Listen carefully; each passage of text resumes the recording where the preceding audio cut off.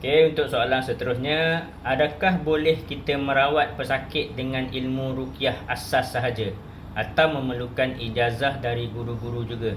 Okey. Bila sebut asas, so basic sangat. So bila basic, ianya biasanya digunakan sebagai first aid ataupun untuk merawat ahli keluarga. Kalau tuan rasa berhajat untuk rawat orang luar, orang lain, maka kenalah ambil advance. So sebab apa? Macam ni lah. Kalaulah kita nak berhajat nak menjadi engineer, tapi kita belajar sampai tadika saja, so agak-agak boleh mencapai tak cita-cita nak menjadi engineer? Nak menjadi engineer, kenalah masuk sekolah rendah, kena masuk sekolah menengah, kena masuk matrikulasi, kena masuk ijazah sarjana muda. Dan itu pun sampai tahap ijazah sarjana muda pun masih sekadar engineer biasa saja, belum dapat title IR lagi. So kena buat dia punya journal dan sebagainya, barulah menjadi advance. So sama juga dengan perawat ruqyah. Adakah saya ni dan Ustaz Sinar sekadar belajar asas sahaja?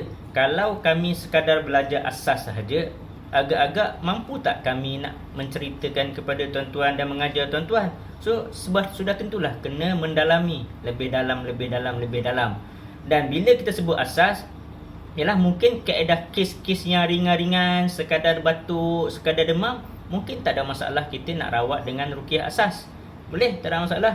Untuk sakit demam, nak makan Panadol, ruqyahkan Panadol dan air secawan untuk kita minum, penawar batuk, penawar demam, itu untuk ruqyah asas. Boleh, memang tak ada masalah dan insya-Allah akan selesai.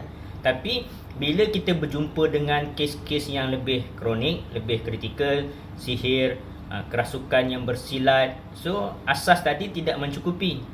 Sama juga basic dia. Ada juga sebelum ni pernah orang tanya, kalau kita baca ruqyah sambil tengok buku, sambil tengok ayat ruqyah, boleh ke tak boleh?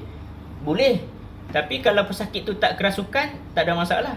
Ataupun kita berpasangan, ada merawat dalam tim, seorang baca, seorang lain yang pegang, boleh. Tapi kalau saya sendiri yang rawat seorang diri, tengah saya baca ayat ruqyah, tengok buku, tiba-tiba pesakit meronta, bersilat dan sebagainya. So macam mana saya nak baca ayat ruqyah sambil tengok buku lagi, sambil nak pegang pesakit lagi? So kita kena top up kita punya ilmu kita, semakin advance. So memang basically kalau rasa berhajat untuk menjadi perawat, memang tak dapat lari tidak untuk belajar lebih advance lah, ambil ijazah. Sebab kita nak belajar teknik. Asas saya hanya ajar tepuk, usap, sentuh. So bila advance, kita akan picit point di mana, tekan di mana, kuat mana kita nak tekan dan sebagainya.